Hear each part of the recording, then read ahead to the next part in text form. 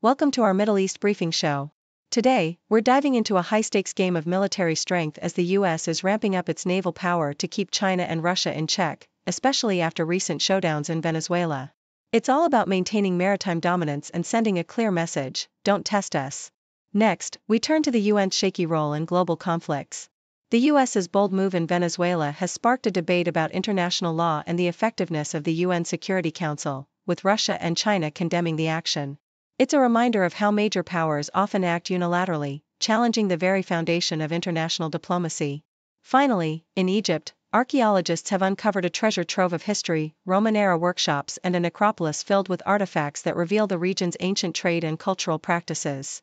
It's a fascinating glimpse into Egypt's rich past and its role as a hub of Mediterranean commerce. Please continue to watch for more details. The South China Morning Post vividly captures U.S. Secretary of Defense Pete Hegseth's assertive declaration that America is restoring its military dominance to an unparalleled level, making it unthinkable for China and Russia to challenge it. Citing the recent U.S. operation in Venezuela, which resulted in the arrest of Nicolas Maduro amidst Venezuela's alliances with China, Russia, and Iran, Hegseth emphasizes that the U.S. is modernizing its naval power and building a formidable fleet to maintain uncontested maritime supremacy. His rhetoric underscores a desire for absolute deterrence, portraying American strength as a beacon of clarity and leadership in a new era of great power competition, where the U.S. aims to dominate rather than react, with a focus on revitalizing its shipbuilding industry to counter China's naval expansion and secure vital shipping lanes. Foreign policy sheds light on the chaos surrounding Trump's audacious attack on Venezuela, exposing its lawlessness and incoherence. The article describes how the U.S., under Trump's orders, used military force to kidnap Maduro, accusing him of drug trafficking without credible evidence, an act that blatantly disregards international law and sovereignty.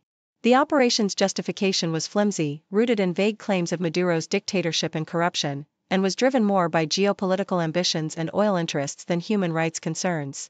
Trump's language revealed a reckless confidence, asserting U.S. dominance and promising to repeat such interventions at will, while critics warned that this approach erodes the global legal framework and risks plunging the world into a new jungle of unchecked power, where might makes right, and the principles of sovereignty are undermined. The foreign policy analysis further explores the broader implications of Trump's Venezuela gambit, highlighting its paradoxical nature and the strategic incoherence of U.S. foreign policy. The article criticizes the administration's reliance on military force, which exposes the decline of American moral and democratic leadership, especially as China and other rising powers benefit from Washington's diminished influence. Trump's actions, instead of strengthening U.S. standing, weaken alliances and inadvertently bolster China's global position by showcasing U.S. unilateralism and lawlessness. The piece warns that this approach risks reviving a tribute system reminiscent of ancient China, where dominance was maintained through informal tribute and indirect influence rather than open conflict. As the U.S. blunders into a new framework of international power, the world watches with concern, pondering whether this reckless pursuit of dominance will lead to a new era of imperial tribute and geopolitical instability.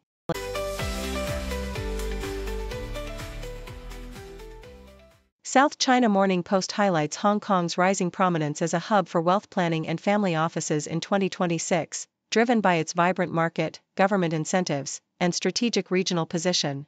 Bank of Singapore's CEO Ricky Chan reveals that wealthy families from mainland China, Hong Kong, Taiwan, and Southeast Asia increasingly leverage Hong Kong for succession planning and diversifying investments, with the private banking sector experiencing nearly triple revenue growth by the third quarter of 2025.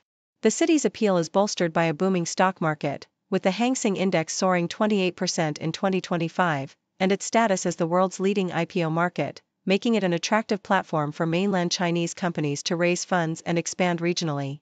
Hong Kong's government has actively introduced policies, including tax breaks and investment migration schemes, resulting in 200 new family offices since 2023 and a goal to attract 220 more in 3 years. Wealthy clients are also diversifying their assets across Asia and multiple banks to mitigate geopolitical risks, further fueling demand for family offices and private wealth transfer instruments like trusts and insurance. While Hong Kong and Singapore are often seen as competitors, Chan emphasizes their complementary roles, with many families establishing offices in both cities to meet their diverse needs. Overall, Hong Kong's dynamic financial environment, strategic regional connectivity, and supportive policies position it as a key platform for ultra-high net worth families to manage, transfer, and grow their wealth in the coming years. The Egyptian Ministry of Tourism and Antiquities has unveiled a fascinating discovery in Egypt's western Nile Delta, where archaeologists have unearthed a complex of ancient industrial workshops alongside a Roman-era necropolis. This site, located in Qam al-Ahmar and Qam Wazit, reveals a vibrant picture of past life, with large structures featuring specialized rooms dedicated to fish processing, metal and stone toolmaking, and faience amulet production. The discovery of nearly 9,700 fish bones points to large-scale salted fish production, while artifacts like unfinished limestone statues and fragments of Greek pottery suggest active trade and cultural exchanges dating back as early as the 5th century BCE, especially linked to nearby Alexandria. The necropolis, with a variety of burial styles including pottery coffins and amphorae for children, further enriches our understanding of daily life, funerary customs, and social stratification in this historically significant region. The skeletal remains, currently under bioarchaeological analysis, indicate generally good living conditions, with artifacts such as gold earrings and complete amphorae hinting at the community's prosperity and connections to Mediterranean trade networks. In the Middle East, Egypt's political stance on regional conflicts is closely aligned with Saudi Arabia, as announced during recent talks in Cairo.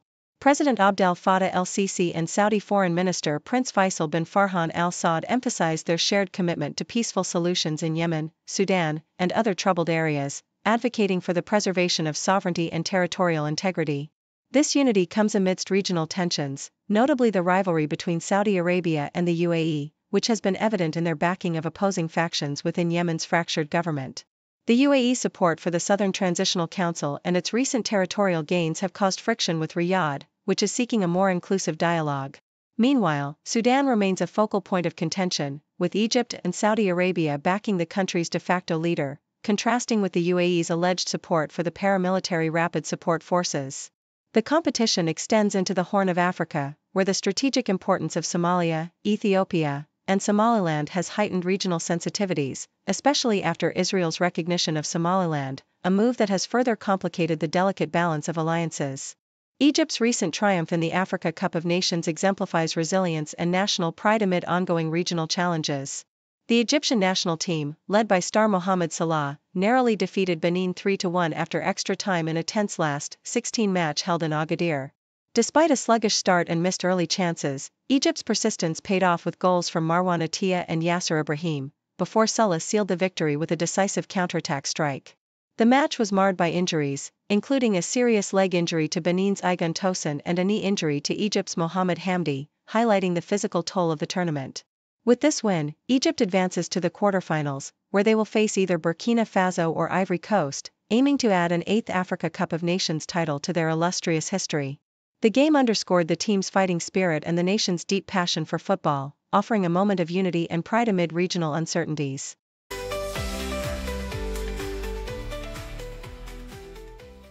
Thank you for tuning in. The content above showcases the latest briefing reports and analytical synopses, thoughtfully curated by the 6do team. These insights stem from a wide array of reputable media outlets, think tanks, government sources, and specialized experts worldwide. We encourage you to explore these sources for a comprehensive perspective. Keep in mind that while the content may not always align with the official standpoint of 6do Brief, it's not meant to be taken as absolute directives for decision-making. Comprising seasoned media professionals, learned scholars, and accomplished scientists, the 6do team embodies a trailblazing, fully independent media entity. To customize 6do Brief to meet your professional needs, you have the option to subscribe to a diverse array of briefings on our website, 6dobrief.com. Regardless of your location, you can conveniently receive 6do Brief via email. Turn on the TV screen, see the world unseen. China's on the news tonight, history in the spotlight. Scroll through my phone again, find out where to begin. Stories from the east to west, learning from the very best.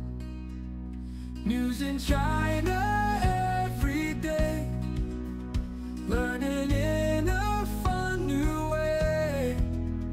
From the cities to the farms, feel the heartbeat, feel the charm.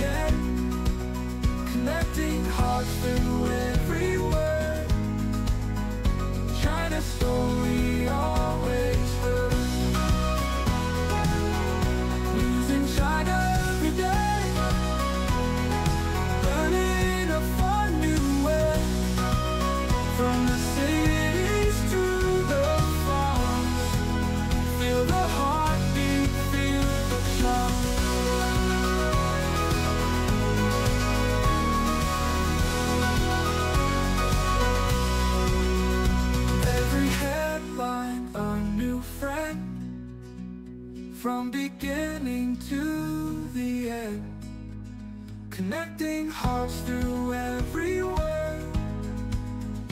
China's story